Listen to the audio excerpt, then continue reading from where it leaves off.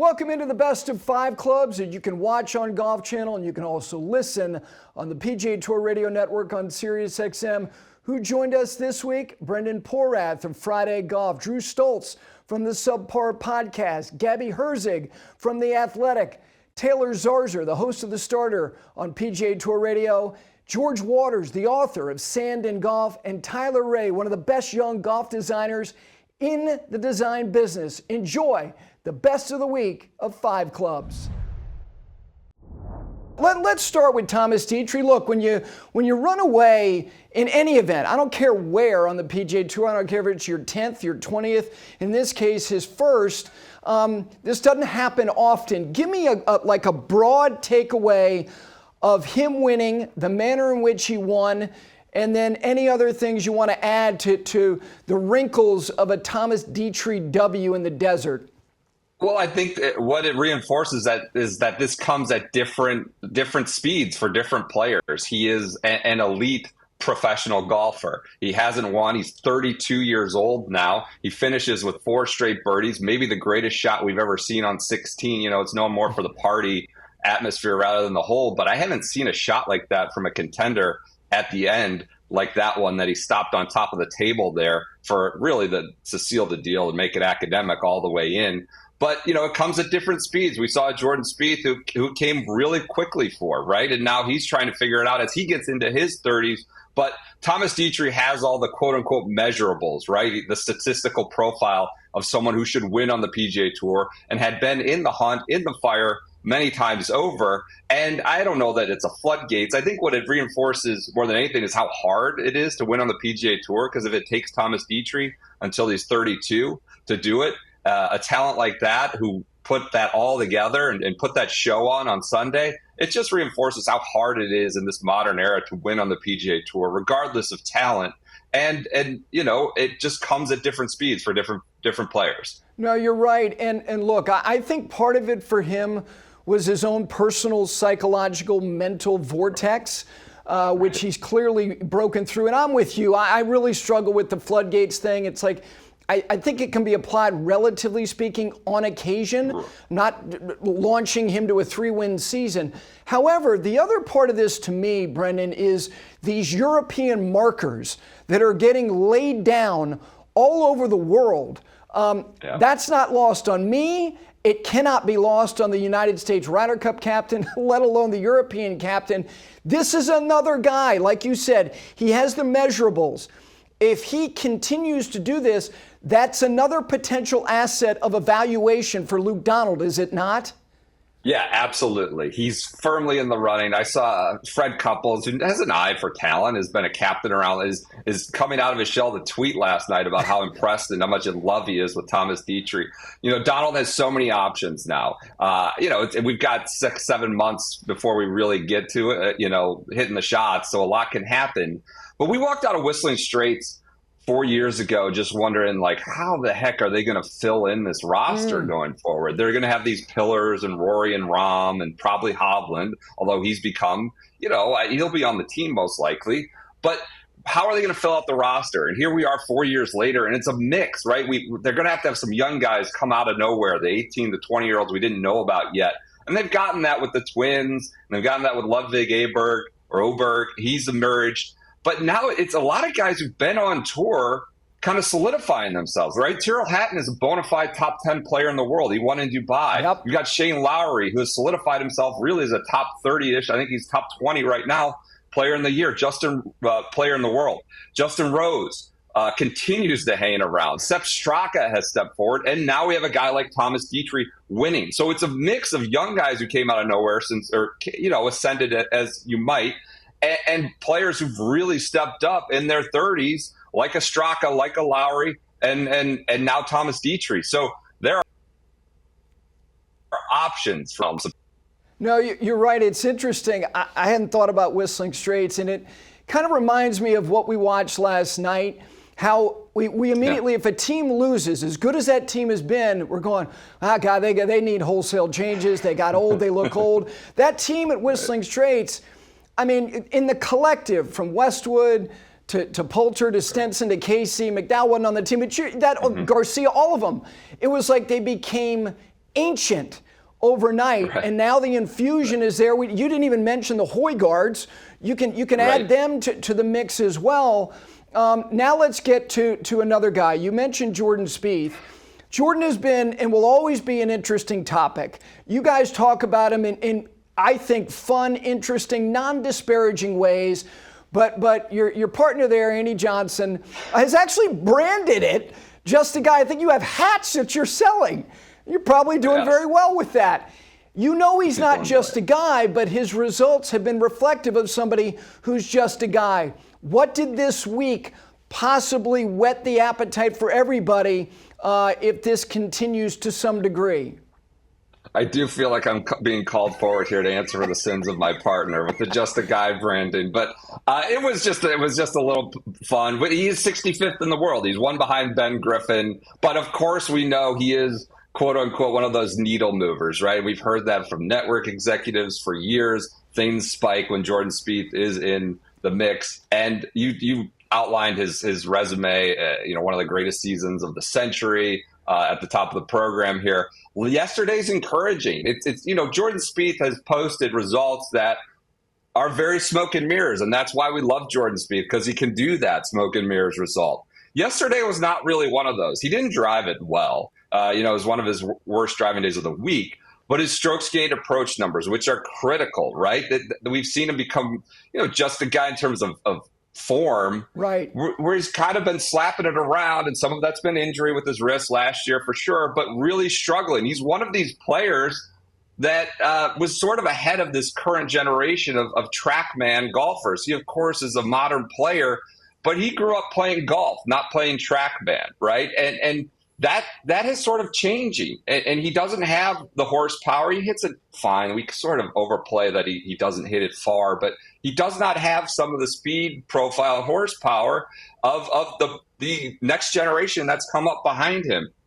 And if he's not going to hit it well or straight, that really comes back to bite him. And what we saw yesterday were real strokes gain approach, a real kind of tee to green game throughout the week. That is indicative of a player that can be sort of an elite Ryder Cup player, a top 15 player in the world again. So that certainly whets my appetite. And I think, forever, there's been this balance of, and we saw it a week ago with Pebble Beach, that the fan survey that the PGA Tour released. Yes. They want on-course personality. They want off-course personality. The style of play and results come after that. Were the findings of the PGA Tour, and a lot of the pros were like, I grew up want to be a golfer. I don't care about being an entertainer, and that's the appropriate response and mindset. But on the other side, for the consumer, there is a little bit of both, right? I think excellence in and of itself is entertaining. Scotty Scheffler would get dinged for being, kind of monotonous at times, but I've always found him to be, watching him dismantle a golf course in the way he does is highly entertaining. Jordan Spieth sort of, when he's better or at his best, he fulfills all those things with the on-course banter, with the way he gets the ball in the hole. This is sort of an asset to the tour and what the fans, by their own survey, really want. Yeah, if he had done it, like to your point, if it was all smoke and mirrors and it was he hit half the greens, got up and down from everywhere. He did what he did when he was at his best, as much as, yes, he made what felt like 1,000 roadmaps of putts in 15, 16, and 17. He was among the best iron players in the world, not for a month, for more than 3 years. And that's what he was this past week. And I think the combination, Brendan, of him being so idiosyncratic, now he's got this pre-shot routine that I find almost disorienting. Like, wait, is he getting ready to hit it? Oh, no, he's not. And it's almost like, it seems like it's the same speed. Sure. I think for people who maybe not were as invested 10 years ago, I think he will captivate people again. The ones who were never went away. The ones who don't know better, I think he'll make them lean forward, don't you? Absolutely. And sometimes the roller coaster that we talk about and the smoke and mirror stuff and the way he kind of can pull a birdie out of a hat or a par save out of a hat, mitigates how good he was and can be. I mean, we're talking about the number one player in the world here, not just some guy who we're not going to say he's Sevy or anything like that, but we're talking about an elite talent who's won pretty much everything, right? Now, I know he's 60, he's dropped way down in the 70s in the world rankings, and it's been a few years since he's won. And I think that's where sort of some of the skepticism comes. But this is a player who's number one in the world and is only in his early 30s. So I think he has all the elite skills. It's just we get so obsessed with the horsepower nowadays that we and some of the smoke and mirrors of results that he did post, where he rolled in however many feet of putts, right, that we forget how actually good at golf. He's the number one player in the world kind of talent. And I think we need to remember that sometimes. And hopefully, with a little bit of help here, he can reclaim that because the tour will see a massive boost if he is a factor on these leaderboards like he was this weekend.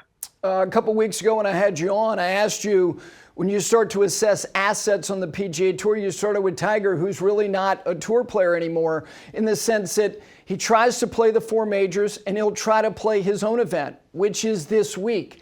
So here he is in his 49th year. He's played 14 majors since he won the Masters. He's missed the cut in half of them. You can add a couple of withdrawals. His best result was the U.S. Open 2 months after he won the Masters at Pebble Beach in 2019. So if this year is like the previous 5, how do you declare him anything other than a ceremonial golfer at the end of the year? It's feels like such a pernicious term, right? And it feels unfair sometimes to say, but it's an honorific, right? It's an honorific, and in golf, you never really fully retire or go away. There's not this tearful press conference like you would, John Elway or Peyton Manning or something like that. So ceremonial golfer is this sort of phrase you kind of try to split the difference, right? And he's around, but is he really? It's code for he can't contend. That's what it is. Code for he can't contend, he can't win. We know that. Right. We're going back to the Genesis this week. 2 years ago, he's made 8 starts, a handful of WDs. He's made 3 cuts in 2 years. I'd say that's ceremonial at this point. When you're making 8 starts in 2 years and, you're WDing a handful of times, I think he's got to make more cuts than he misses in 5 starts, 6 starts. Right. It feels hard to kind of reverse the trend here. And of course, this year, I wouldn't say is a real benign set of major venues for him. Oakmont's a hard, big walk. The Masters, he's a big walk, but he knows how to get around there. Quail Hollow is a big course. Portrush is a rare links course with a fair amount of up and down and elevation change. Another big course. I don't think it sets up great for Tiger in a way that, Pinehurst maybe flatter and in a hot part of the year, a hot part of the country. It doesn't set up great, but I do think he needs to make 2-3 cuts out of his 5 starts. And is that a low bar for Tiger Woods? It feels like it. Maybe a top 20 result at the Masters would have you feeling like, all right, he's found some sort of happy medium here where he makes only 5-6 starts a year, but can kind of get in the mix when he's there. But it's hard when you have 0 competitive reps to just jump off the couch and go play. So to break out of this sort of ceremonial phase, it feels like he's got to make more cuts than he misses it and make a clean 5-6 starts. Up early, out there in the Valley of the Sun. You're a good man and a good friend. How are you? Gary, I'd like you to know I would not do this for many people in the world. This early of a wake-up call, the day after the Phoenix Open just ended. As you can tell by my voice, it's a long week. Left it all on the field, but happy to be with you, man. And good to see you back on TV right where you belong. Thank you, buddy. As somebody who not only lives there, look, the Thunderbirds are an organization you spend every day from starting today until the event week next year trying to do better, trying to make it better than it was the year before. And all of the conversation that everybody had about last year. Tell everybody, as somebody who's on the ground, involved on the tournament side with the tournament organizing committee, what worked so well in 2025? Yeah, we changed a lot.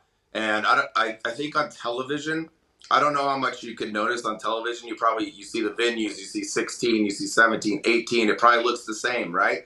But on the grounds, it was infinitely different. And I think this year went as well as this golf tournament could have possibly gone, we put a huge emphasis on taking in all the feedback from last year and making changes for the better. We were dealt a little bit of a bad hand with the weather, which led to all of it, but you got to be ready for stuff like that. So this year, just a handful of the changes we made.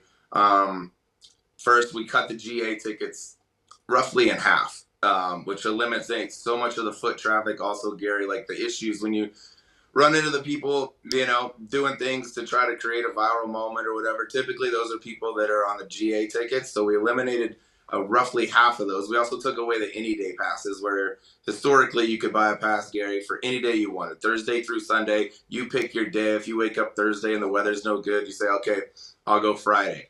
Well, we did that last year, and the weather was awful Thursday and Friday. It wasn't great on Saturday, but people were like, well, all of us are coming on Saturday. So there was too many people. The grass wasn't usable, so we eliminated the one-day passes. That way we could know exactly how many people were going to be out there each day and what to expect. We increased security heavily throughout the property, namely in 16, 17. We also had walking security guards with the groups. If there was ever any issue, it was a zero tolerance policy. If a player said, hey, that guy's out of line, boom, you were out of there. And, over $2 million, too. Of our own money, of Thunderbird money, with no chance for gaining revenue from this money. We expanded the pinch points for foot traffic where things seem to get congested. Issues can happen. We created an elevated walkway all the way from the clubhouse to the practice area, so the players never had to step foot on grass until they got out to the putting green. All those things combined, and our leadership, Chance Cosby, Matt Mooney, our tournament chairman this year, they did an unbelievable job. I think it was a 10 across the board as far as we're concerned. That is great to hear. You know this. All these names, you throw them in the pot and it becomes whatever the stew is. Spieth is a special ingredient. And as somebody who's been around this a long time, explain to people what he does to an environment when he puts himself in the mix.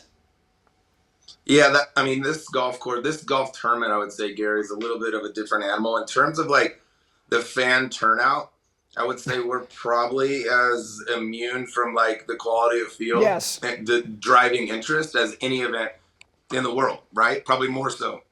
Excuse me. For instance, I think Tiger Woods may be the one guy that can move the needle in terms of interest in people, but at the same time, it's we have the maximum amount of people we can have on property anyways, right? So it doesn't draw more people, but I do think it draws more interest, and that crowd, on the weekend especially, is looking to go crazy. They're looking for a reason to go nuts. And when you can throw a guy like a Jordan Spieth in, who I think is one of the more likable guys on the PGA Tour, one of the biggest stars we've had in the game for a long, long time, and people are waiting for him to break out again and to win again. When he starts to put himself in the mix, starts to make some moves, you can just kind of feel the energy build on the property the same way that we've had, in years past. Maybe even more so than a Scotty Scheffler, just in terms of the fanfare, because everyone's so used to Scotty winning all the time, So it was great. We love to have the big names at the top. We love to have the Cinderella stories at the top. Nick Taylor wasn't a guy that was on the front of everybody's mind going into last year. Thomas Dietrich, I didn't hear a whole lot of people picking him going into the week. So Jordan's effect is definitely real. The fans seem to gravitate towards him. Maybe more than anybody else out there. And it was good to just see him playing good golf too, so fresh off the surgery. You walked this journey, for people who don't know, as somebody who went off, played high-level Division I golf, turned professional. For people who don't believe me, we're going to show you a little photograph, a guy who had the world by the tail, okay? And that guy there, that guy was unbeatable in the state of Colorado. Now, look at him. Look at the belief in his eyes.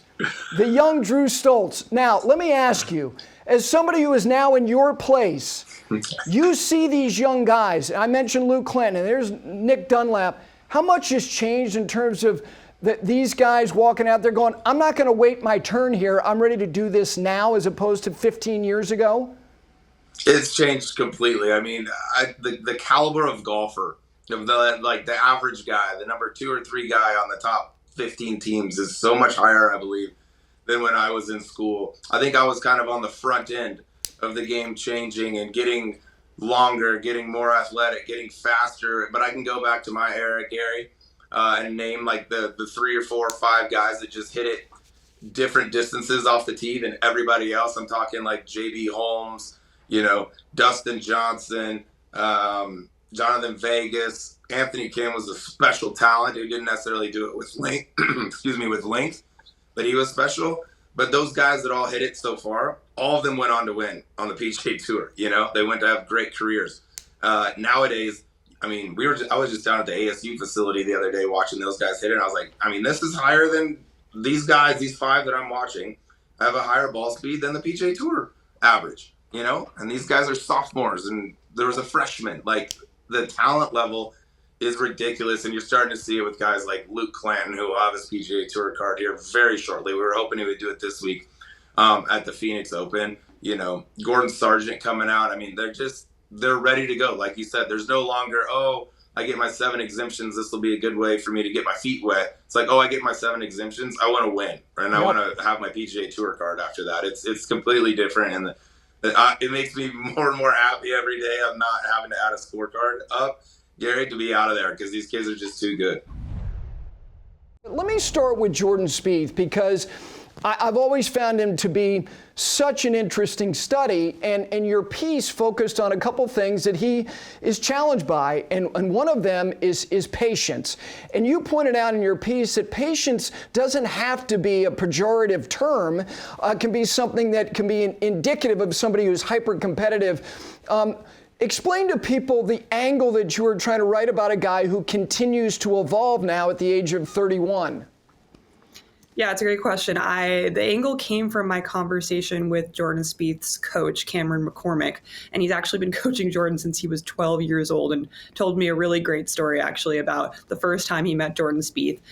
Jordan sat down in his office, and before Cameron could even see him hit a ball, Jordan told him, I want to win the Masters. So that was kind of the first indication to Cameron that he was dealing with this kind of chronically impatient golfer, but he used that as a positive term to describe Jordan, that restlessness, that willingness to work and do all the things no matter what to get to the results fastest. So I think that's the quality that Cameron is noticing right now in Jordan that's kind of taking a reversed course right now in a little bit of a way. So the wrist injury, the surgery, the road to recovery has actually forced Jordan to become a more patient golfer and more patient athlete than he's ever been before. And Cameron spoke to me about that. And that's something that he's been observing as a coach. It's not necessarily an active discussion that he's having with Jordan, but it's just something that he's noticed over time. And he's actually described Jordan as easier to work with ever than any point in his career, which I thought was fascinating. Gabby, I used to believe that when athletes would use the term process, it was an outline. I thought it was a way to say something that you're like, okay, I'm not going to delve into that because you're trying to kind of end the conversation by saying, trust the process. It's about the process. That's part of that, isn't it, as it relates to Jordan? And I find the process now to be the most interesting thing, not just about athletes, really about all of us. It is his process that is at the core of this, isn't it? 100%. And there's already been an extensive process from the moment he got that surgery until now. There was the period of even figuring out which surgeon to work with for Jordan. That was a process that he had to take a lot of patience in. He was asking other players like Sahith Theegala, Billy Horschel, who've had similar wrist injuries. There was a period where you can only hit a certain number of balls on the range. He talked about how he had hit Nerf balls for a while because he couldn't feel that contact with a real golf ball for a bit. So Jordan has definitely had to exercise patience in this process. And there is a long way to go. We've seen, obviously, 2 opposite end results so far in the tournaments that he's played, tied for 69th at the Pebble Beach Pro-Am, and then T4 at Waste Management, which an incredible performance right out of the gates after the surgery. So there's going to be some peaks and valleys, I believe, in this journey for Spieth, and it's going to be interesting to see for sure. Gabby, last thing about Spieth, you're the one who asked him the question in his pre-tournament presser at Pebble about goal setting, and he was very transparent. He literally went light item through it. He has already gotten one of those key light items, which was legitimately getting himself into contention. What does your intuition tell you about maybe an alteration of those line items before we get to Augusta National, or do you think he will stay on point with what he told you? Yeah, I think the key for Jordan right now is honestly just not getting ahead of himself. So I wouldn't be surprised if he just keeps chugging along with those goals. The first one, which you mentioned, of getting himself into contention before the Masters. And then the second main one was throughout the rest of the year playing well enough to make the Ryder Cup team at Bethpage Black. So he's got a lot of work to be done. I think, honestly, if he doesn't stray the course from those goals, that will actually be more beneficial for him, because then he can kind of just continue staying patient and really working on the things that he needs to work on with his coach, Cameron. Let's get to somebody else who continues to evolve, and that is Rory. You wrote about him, and what's interesting is the manner in which he won. The total result was sensational, but the way he got there was much more methodical, which we do not associate him necessarily with that term. How about him taking a page from kind of the Scheffler playbook and associating boring with greatness?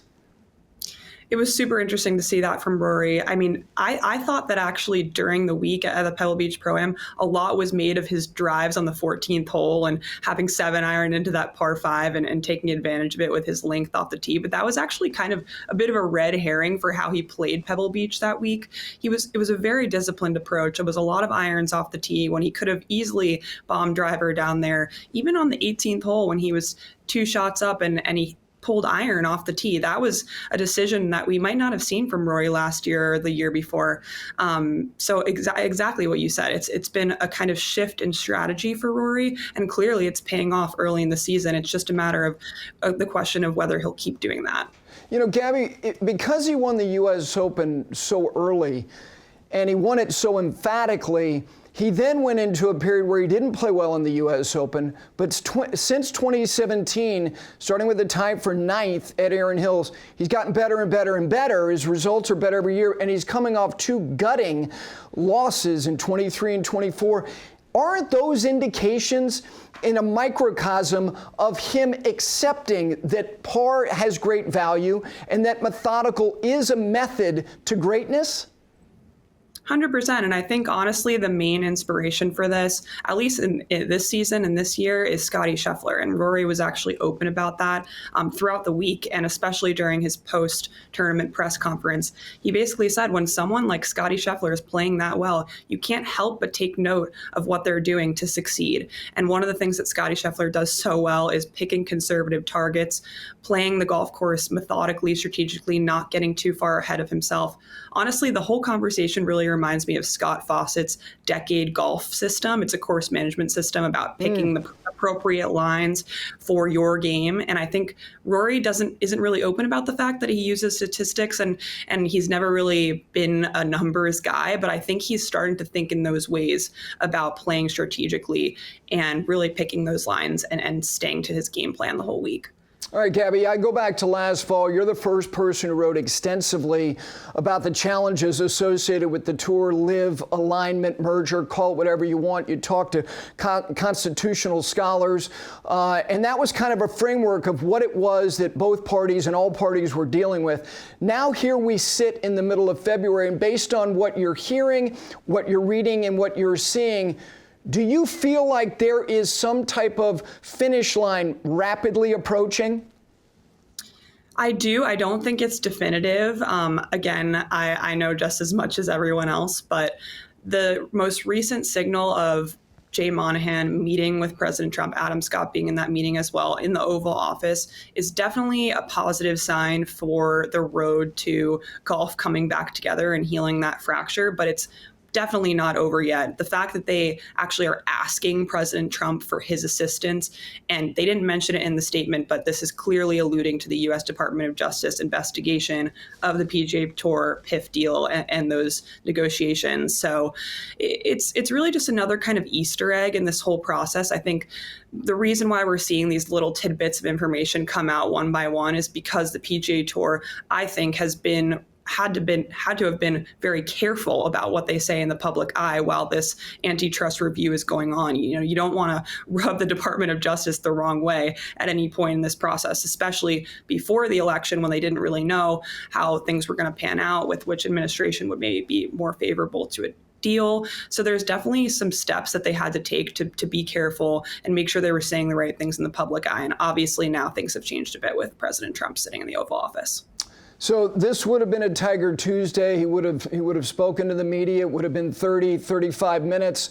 He announced right after we went off the air yesterday that he's going to pass. The process of grieving for him, the passing of his mom, just too much to engage right now.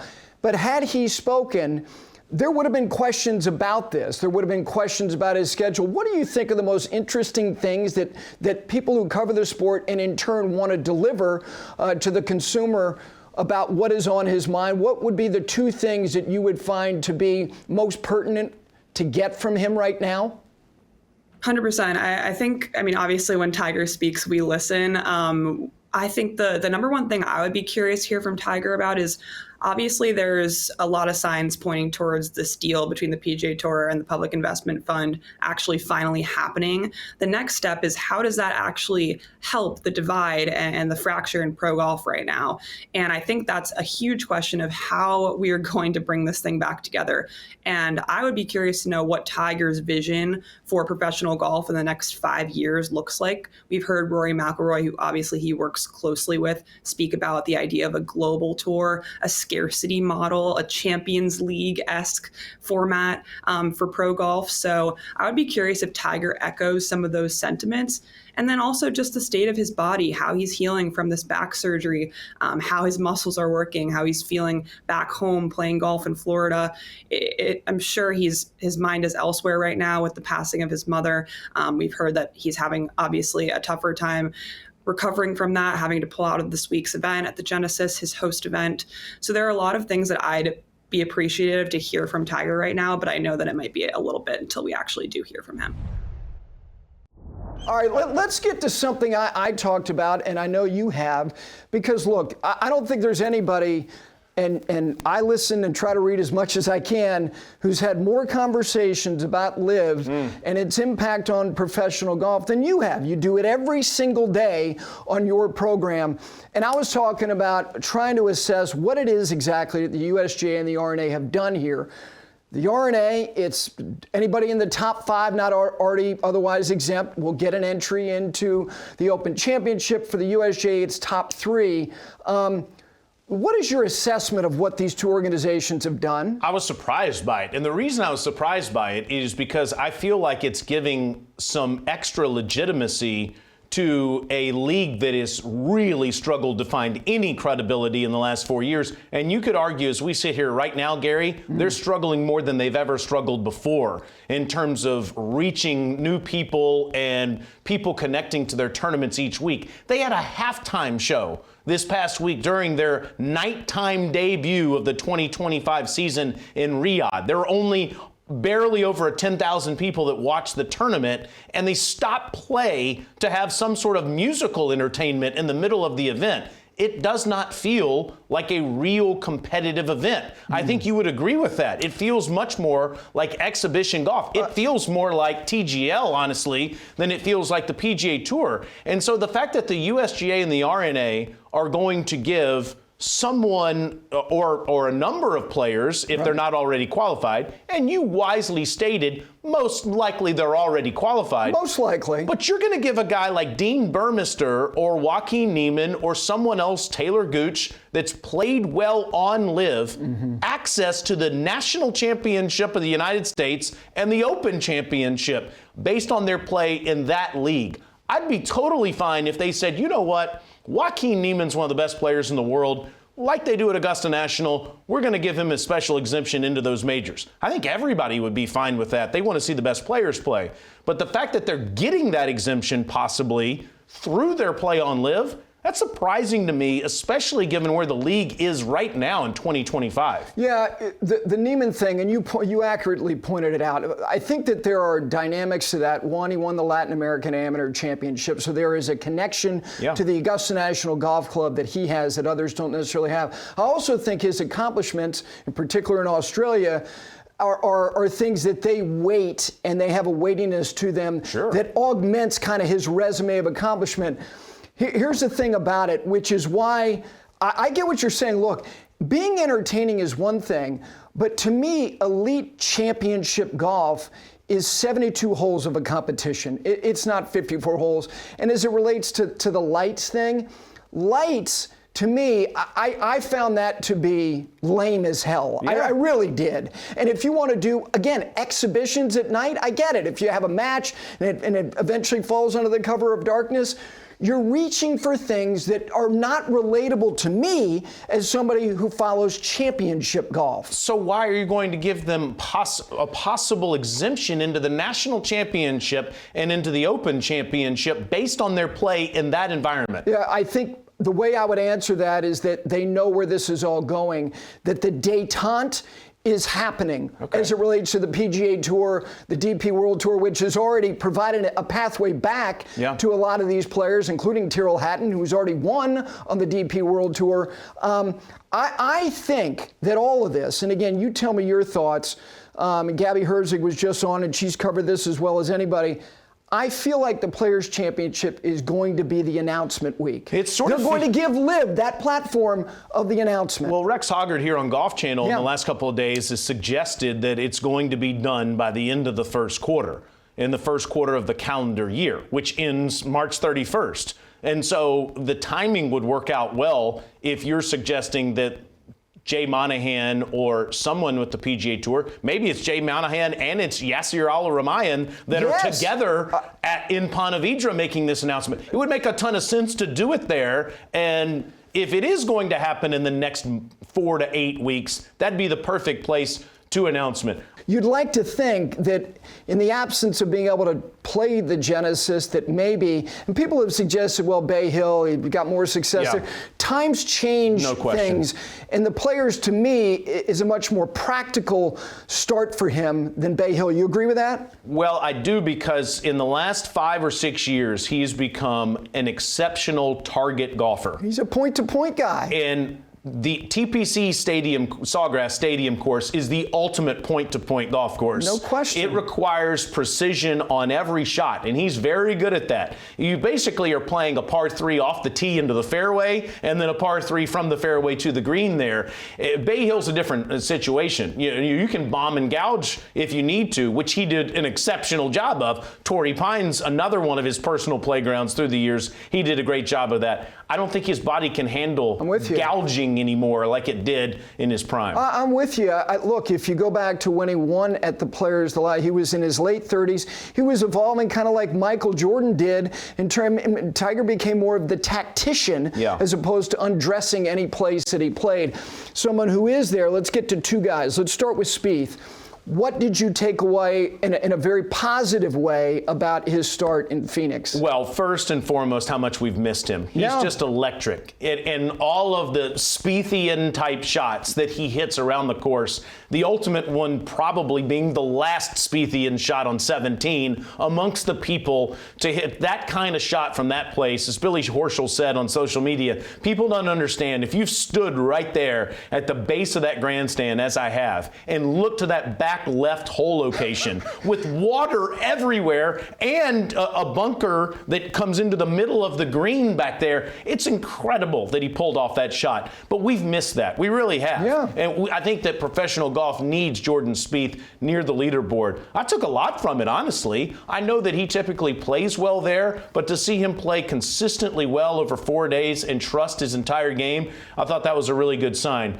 I'm a little nervous about what he said about feeling something in his wrist during the Pebble Beach tournament a couple of weeks ago. My big hope for him this year is that when he makes contact with the ground, no matter what kind of shot he's trying to pull off, that he's not thinking about his wrist. If he has freedom, mental freedom out there playing golf, then I think Jordan Spieth's one of the 10 to 15 best golfers in the world. If you just looked at the result from this year to last year, I get why people go, well, it's basically the same thing. Why is it different? It is different. It's the manner in which he did it. His iron play was reminiscent of what it was when he was truly, not for a half a season, for 3 seasons, among the 5 best iron players in the world, from 15 to 17, and he was at this past week. Yeah, and I think the golf swing looks as solid as it has in many years. If you combine what you just said with improved play off the tee, which we've seen the last couple of years. This guy has been much better getting the ball in play than he ever has been before. You put all that together, we're going to have some big moments with Jordan Spieth. I predict he'll win a tournament this year. I predict you did. Before this, you said at the beginning of the year. I predict he'll make the Ryder Cup team. Okay. I'm bullish on him this season. I will say, though, it does kind of break my heart a little when you see somebody break up with a putter, because everybody does, with the exception of very few. And for him to replace that Cameron Gamer, and look, I love TP Mills. Their stuff is fantastic, and it looks very similar, but it's kind of like when Tiger brought out that quasi-half mallet. You didn't like that. You go, well, come on, what are we doing? Don't do that. Zach Johnson, when the Seymour-looking putter got benched, or Brandt Snedeker benched his gamer, it's like a divorce. I mean, it feels like everybody divorces their putter in this game except for Brad Faxon, Ben Crenshaw, and Bobby Jones. That's it. That's it. That's the end of the list. I thought Spieth, Tiger, again, it was just a separation. They reconciled, and he's back with his gamer. If you can't tell, Gary will not be going like this ever at Pinehurst number 10. Not at Pinehurst, not ever. Just put me in the ground if I pull out a broomstick. How about Rory? The win at Pebble was, he showed flair when you kind of needed a little shot of it. His tee shots on 14, the majestic 7-iron into there. Just consider that Gary Woodland hit all he had in June under that marine layer when he won the U.S. Open. Just crazy. But the way he did it, that to me is why you walk away going, okay. The biggest takeaway from me was I saw some Scotty Scheffler qualities in Rory McIlroy's win. And Rory had addressed that publicly a number of times. He said, if you watch a guy like Scotty the last couple of years go on this historic type run, you have to ask yourself, what is he doing that I'm not doing? And the answer is he's playing the smart shot.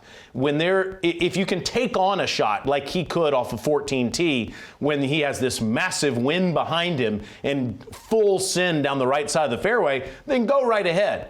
But if you have a shot that requires more accuracy and there's more risk involved with that shot, Rory McIlroy showed me something I haven't seen in the past, which is I'm taking bogey out of play here.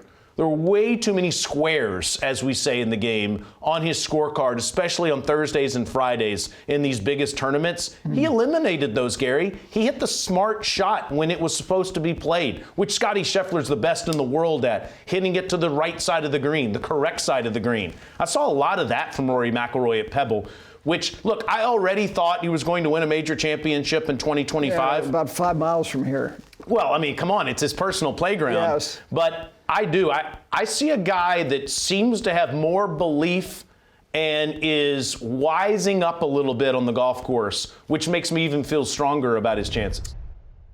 This particular book, did part of the impetus of doing this, was it rooted in the fact that sand in golf is at the forefront of the industry of design right now? You consider all that's being done and has been done over the last 10, 15, even go back, maybe even starting with Sandhills, 30 plus years. When did the idea to do this book came into your head? I got into golf course design and into the whole idea of being a golf course architect, reading books myself, I think like a lot of people have. And so I had read the books by George Thomas and Alistair McKenzie, had read Doak's books. And when I was in college, I used to just email or call Tom's office. This was sort of before Pacific Dunes, and say, hey, I want to be a golf course architect. What should I do? And one of the first things he said was, well, you need to go to Scotland and learn about links golf courses. I managed to land myself a job on the maintenance staff at Royal Dornoch, of all places. I emailed every course in Scotland I could think of from Tom's book. Dornoch was the only one that got back, so lucky me. Ended up there for a summer, working with them, really got a chance to immerse myself in links golf, in golf on sandy ground, and began to understand what was different about it. And then I was fortunate to intern with Tom. And at the time I worked at Yeamans Hall, was the first project I worked on for Tom. Great sandy site in low country at South Carolina. And then went to Barnbougle Dunes in Tasmania and was there sort of from the first day, seeing Tom working on a natural, perfectly sandy dune site. And a lot of things started to click, and then was fortunate to have a lot of conversations with Tom over the years about sandy ground and the difference it made for his architecture. I wrote my master's thesis about golf courses on sandy terrain. and how to sort of integrate them with the environment. And by the time I'd finished my thesis and worked on a number of projects with Tom, I had just been sort of writing notes. I had the thesis to build on. And I felt like, after a while that I felt like I had enough that I could write a book. And I was always interested in writing and interested in the literature of golf course architecture. I had a lot of good photos. And so 5 years after that, I kind of had a book. The subtitle of this book is How Terrain Shapes the Game. And there are a couple things you just said in explaining, kind of how you built the momentum to eventually construct this book. And you said the time at Dornick helped you understand why it was different. What is different about the game of golf where the terrain and the ground are such an integral part of the way the game is played? I think one of the most important features of sandy sites is the potential for firm conditions, right? It's not a guarantee, but sandy ground tends to drain well. You've got the possibility for good, firm conditions for much more of the year, whether it's been raining or not. But good, firm, fast conditions means that golf becomes sort of a three-dimensional game. It's not just an aerial game of distances and kind of trying to just hit your yardages. It becomes a three-dimensional game where you've got to factor in the bounce and roll of the ball after it lands. It also opens up a lot more options for people to play. I mean, I don't hit the ball very high, for example. I don't hit the ball very far. But I felt like I could play differently and more creatively and more successfully when I was playing links golf than the golf courses I was used to playing back here at home. And so that was really an eye-opener for me, like, wow, when the ball bounces and rolls, that makes everything kind of different. Another factor to sandy sites is that sandy soils tend to be dynamic soils, right? They've arrived where they are. In Dornoch, they were blown onto the shore by the wind. They've been carried by wind. They've been moved by water. They're moving soils and they're moving all the time, which means that they tend to get a rumpled kind of character to them. They're not round and smooth. They tend to be kind of wrinkled. And that becomes really interesting when you can integrate that into a golf course design and you've got those firm conditions to where all of a sudden every little bit of stance and lie, every bounce and roll and wrinkle begins to factor in more and more. And so I started to see golf more as that three-dimensional game that's possible on sandy ground. That's not impossible on other types of soil, but it is certainly a lot easier on sandy ground. And then you get those beautiful sort of opportunities for natural hazards, right? You can use the sandy soil underneath to create these sort of interesting bunkers. You get the sort of sandy scrubland along the margins of the holes. It takes work to get that perfect, right? I mean, Pinehurst number 2, all these places are good examples of it. It does take some maintenance and work to get that perfect, but the opportunity exists to have that sort of transition between the playable space and the non-playable space in a way that you just don't get when you've got forest boundaries and you have sort of heavy soils that want to turn muddy, that don't play well. Sandy soils become perfect along the margins of a hole and the vegetation kind of peters out and you get this sort of great, unpredictable sort of surface that's hard to achieve in other kinds of environments. The book, to me, when I try to explain it to people, it's such a perfect balance of text and illustration with these beautiful photographs. I know it's not accidental. I feel like you nailed it in terms of giving people not only an understanding with your background of, like you said, all those things, the sand and the vegetation and the soils, but also these beautiful photographs that take you through this book from beginning to end. As far as what's happened in the last 30 years, somebody has to be first. Something has to create this momentum. Sand in golf is still ascending because you look at these states like South Carolina and Georgia, and of course you can go out to the coastline of Oregon, and of course Nebraska, and you can go back to England and Australia. But in this country, is it Sandhills and what Corin Crenshaw did there that lit the match? 100%. And when you look back at the first golf book that my dad got me when I was kind of getting interested in the game was Tom Doak's Confidential Guide. And he had written about Sandhills in that book before it was complete and said in his write-up there that he felt like it was being audacious, including as one of his favorite courses, a course that wasn't even finished. And he had these pictures of Sandhills just in the rough and you could see the golf holes sitting right there. And that was really a big turning point. And it was certainly It confirmed a lot of what people like Tom and Gil Hans had been thinking about architecture and the possibilities there. And all of a sudden, a lot made sense in a couple of ways. Number one, the idea that, hey, sandy ground matters a lot, right? That's something that we had known for a long time in golf, but something that certainly got refreshed by Sandhills.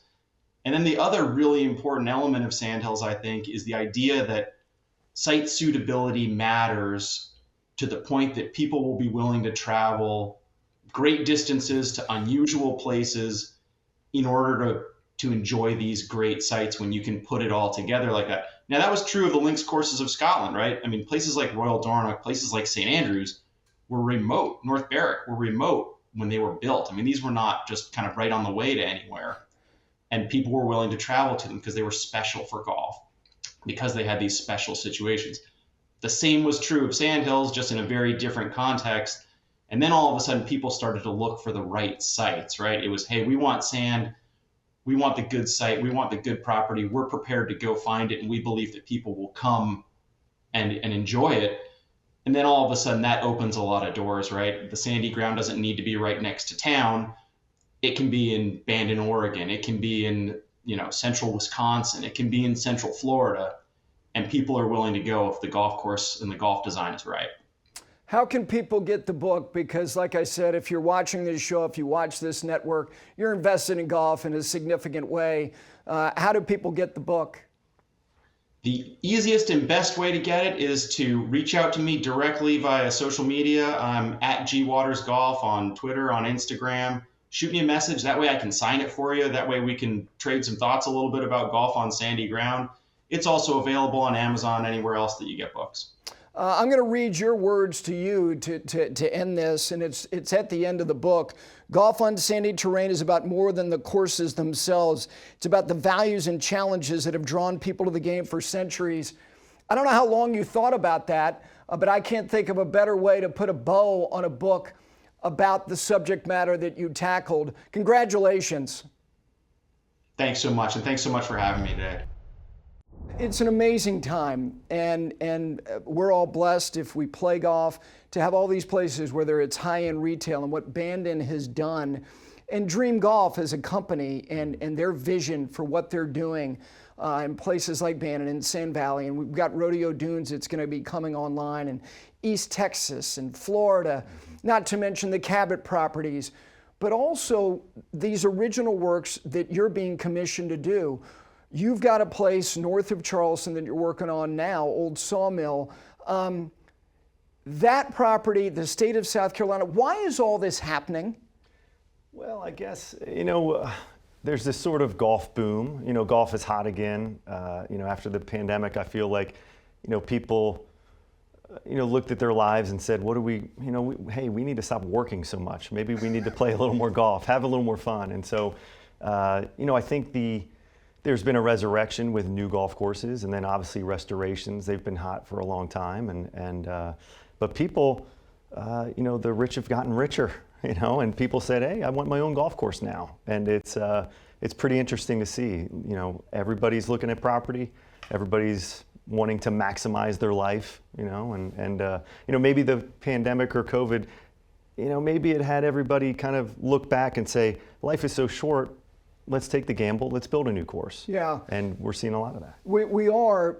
You were mentioning to me, look, these statistics from the National Golf Foundation, and they become a little bit more pragmatic with the way that they look at defining participation, which I totally support. Mm-hmm. If you do anything that is remotely like, if you have a club in your hand, you're taking time to think about golf, hit a golf shot. But it's not just the super high-end private enclaves. At all levels, we're seeing participation and the demographics going from, it's an old guy's sport to younger. Why do you think that's happening? Well, I know the female side of the sport has jumped out of the water. It's something like 27% of all golfers in America are female, which is the highest it's ever been, obviously, and tons of juniors coming in. And I think it's the family aspect helps. I mean, all the country clubs we're working at, we're being asked to look more judiciously at the forward tees, for juniors, for obviously seniors later in life, and then for the female golfer. And, I guess more of the family aspect. People are valuing their time a little more. So hey, let's not work crazy work weeks. Let's like your show here. What do we do 3 days a week, right? And then we try to, spend a little more time playing golf maybe or traveling. Right. And so I think people are just saying, hey, let's enjoy golf. Let's get into this sport. And you can't tear an ACL or rip up your knee or hip, like some of these other sports, pickleball, paddle, tennis. Some are rougher on the body. Where golf is, you can play it your whole life. You can have a cocktail if you want, Right. and enjoy it. So Yeah, the orthopedic surgeons, they look at pickleball and go, thank you, Yes. because their businesses are booming. Your influences, look, where you grow up in the state of Delaware, you're in such close proximity to some of the greatest things that have ever been achieved in golf. You mentioned Pine Valley. It was an amalgam of mind and thought with the founder and people who he appealed to. But the likes of William Flynn and Donald Ross and A.W. Tillinghast and Seth Rayner, all of them. Let me start with Ross, who again, you're going to work on something we'll talk about as it relates to the PGA Tour soon enough. Ross, if you could define his contribution and just an overall vision, how would you? Well, I guess his overall contribution would be he brought golf to the masses, and then he created Pinehurst, which is the St. Andrews of America, which is the Mecca in America of golf. And so I think the St. Andrews and Pinehurst connection, and then obviously he built 423 courses that we know of at the moment, Right. and we find another one or two each year through newspaper articles and all of that. But I think bringing it to the masses in really great routings that everybody could enjoy. The golf course wasn't too penal. The bunkers weren't 10 feet deep everywhere. Open approaches so you could run the ball in. So all classes of golfers enjoyed it. And then I think when they played a well-routed Donald Ross golf course, people said, wow, this is really solid. This is fun. We enjoy it. And his career obviously took off. And he, I think, transcended the sport as one of the pioneers.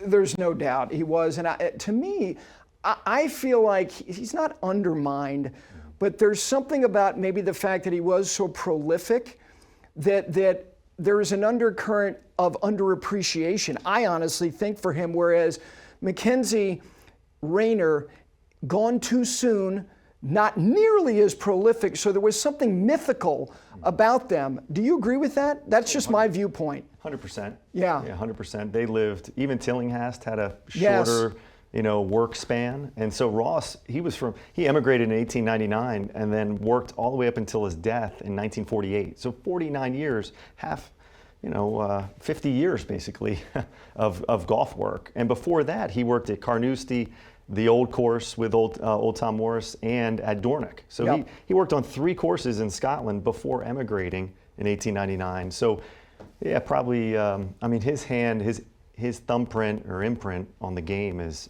legendary and greater than most. Yes.